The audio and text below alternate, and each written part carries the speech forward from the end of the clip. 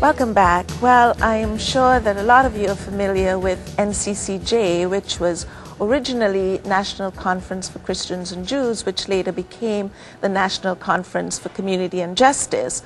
But as Jessica has explained, we are now trying to localize our efforts under the umbrella of Community Tampa Bay, but the mission is still very much intact, and of course the organization is as effective. What is new and different is a new executive director, Birgit Van Hout, and she is joining us on the program. And of course, Jessica Estevez is the director of programs, and we heard from her in the first segment. But I'd like to introduce you now to Birgit. Welcome to Bayview. Thank you so much, and thank you for inviting us to the show. It's a pleasure. NCCJ, now Community Tampa Bay, was a great community partner with the station, and we are very proud of the work that you have done in the community. So as the new executive director, please tell our viewers a little bit about your background, Birgit. Well, I'm originally from Belgium, very small country in Europe. I'm a lawyer by training. I have also degrees in international human rights and in international politics. I originally started my career interviewing refugees who were seeking asylum in my native country, Belgium. And I was so shocked by the stories of suffering that I was hearing from these refugees that I decided to go out there and try to do something proactively. So I joined the United Nations, and I worked in Bosnia, in East Timor, in Guatemala, in South Africa, all as part of peacekeeping operations and democracy assistance. My last position was with the Human Rights Office of the United Nations in Geneva, and there I had the privilege of helping the UN to set up the first worldwide program against discrimination and racism. And we actually organized, and I think that was quite an achievement, the largest international youth summit against racism in the world's history, and that was in 2001. I then relocated to St. Petersburg in 2004, together with Hurricane Charlie. That was some kind of welcome. Really. Yeah, I was actually evacuated on the second day. Oh my goodness. I was here. And then actually, I think it was destiny that brought me to NCCJ. We found each other, and it's been a wonderful experience ever since. Great. Well, with such a rich background, you are bringing to Community Tampa Bay such wonderful experience of eradicating discrimination, because I think as I was listening to you, the common thread is in all of your positions, you have been working on behalf of human rights against, you know, the evils such as discrimination. Because I've seen, by going to different conflict situations in the world, I've seen what intolerance can lead to and what human beings are capable of inflicting upon each other. And I think it's that would help me to realize that so often intolerance and discrimination are the root of conflicts. And I think that just raising awareness about this, working preventively, is so important, because it's much easier to do things preventively than come in once a conflict has erupted or the situation has gotten out of hand. And I think that no country can really claim to be free of racism, of discrimination, and just like no person is entirely free of prejudice. And in the Tampa Bay area, we've seen recent hate crimes in Hillsborough County, but also in Pinellas County, that have caused a great deal of concern to us. We've also noticed that intolerance against Muslims and Jews is on the rise.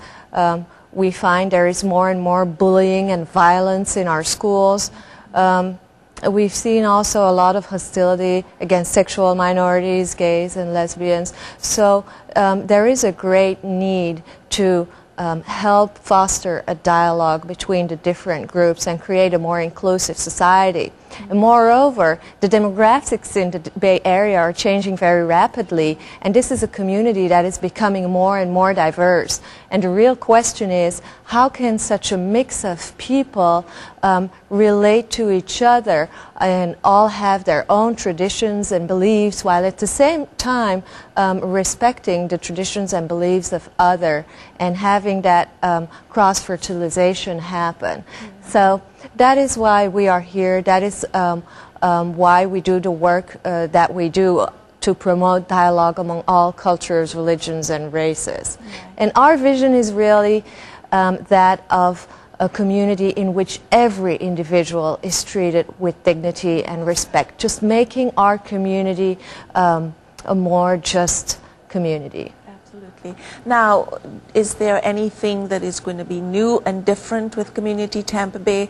I understand your vision, but how about the approach? How are you going to infiltrate our communities and make that happen? Well, the important thing is, I strongly believe in a saying that goes, don't change what works well. Yes. And we have some very successful programs. Anytown has been recognized as a best practice by the U.S. Department of Education. It's been considered one of the most effective programs in preventing crime by the Council for Crime Prevention. So definitely, as we go through these changes, the first thing we do is to preserve these programs that have been so tremendously successful over the years. Right. And obviously, I mean, the approach is also a style thing. I'm not Dr. Kaplan. I won't ever look like Dr. Kaplan. No, but change is inevitable, but I think he has set the foundation. Definitely. And with your experience coming in, the hands-on experience that you have, I think it will be a perfect marriage. If you allow me to add, just I believe last week at Eckerd College, Paul Sabagina was there present, and he was a witness to the power of dialogue. Yes. I mean, just talking with his, what's the word I want to say, his perpetrators, or the people that were really trying to hurt and inflict pain upon others. It was literally through one-on-one dialogue, those meaningful conversations that allowed him to connect to people, and that's what our programs do. Right. They take many forms. You know, yes. They have Anytown 5-day experience. You heard about Youth Corps. We have our individual training programs, as I mentioned earlier. We have our school-based programs, as I mentioned, but all of them at the core have that effect of building relationships, connecting, having individuals understand the context of their persons. Sure. With the knowledge of the world, and understand the process of building a community that's free from discrimination. Right.